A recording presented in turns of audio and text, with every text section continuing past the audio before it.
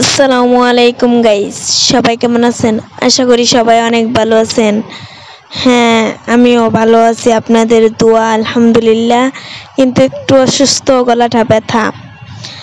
এটাই ভাবছেন যে কোথায় যাইতেছি? হ্যাঁ, আপনারাই কমেন্টে বলেন যে আমি কোথায় যাচ্ছি। মাদ্রাসা থেকে বের হওয়ার পর দেখি অনেক প্রচুর বৃষ্টি পড়তাছে। তারপরে আমার পিছনে যে ক্যামেরা ধরছে তাকে বললাম ছাতা নিয়ে আসো, আরেকজনকে ক্যামেরা দিয়া। পরে হ্যাঁ, ক্যামেরা দিয়ে আবার ছাতা নিয়ে আসছে, ছাতা নিয়ে আসতে গেছে। আর আমি বলতেছি যে করছে কি কাদা, কেমনে যাইমু, কি কাদা। আর অনেক বিদ্যুৎ চমকাইতেছে, ভয় পাইতেছে। তাই ওই যে দোকানের ভিতরে দাঁড়াই। আর কি যে বলবো বৃষ্টির মধ্যে।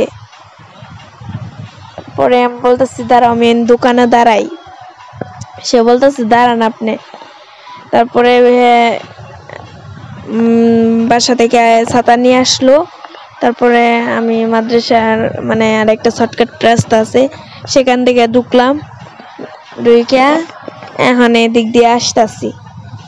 মানে কি বৃষ্টি, মানে বলা যায় না। বৃষ্টির কারণে সব আমার মোজা টোজা বুরকা টুরকা সব ভিজে গেছে। তারপরে গাড়ির জন্য দাঁড়াই রয়েছি। এখন একটা গাড়িও আসে না, কি করব? বলতেছি যে করছে গাড়ি আসে না, কি করা যায় তুমি বলো। সে বলতেছে দাঁড়াও, তুমি গাড়ি আসবো, অবশ্যই গাড়ি আসবে। এখন আমি দেখাইতেছি হ্যাঁ, একটা গাড়ি আসতেছে মনে হয়।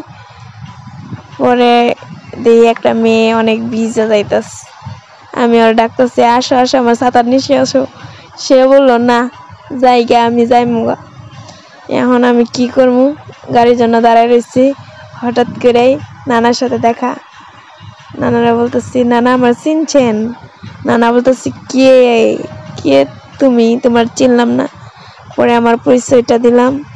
পরে কয় ও আচ্ছা, আসো আসো, আমি চা খাওয়াই নিয়ে আসছি তোমারে। আমি বলছি জি না নানা, আমি চা খাই না, আপনি খাই আসেন গা। পরে কই যাইবা বাড়িতে? না, আমি বলছি না, একটা মাদ্রাসায় প্রোগ্রাম ছিল, ওই মাদ্রাসায় যাইব।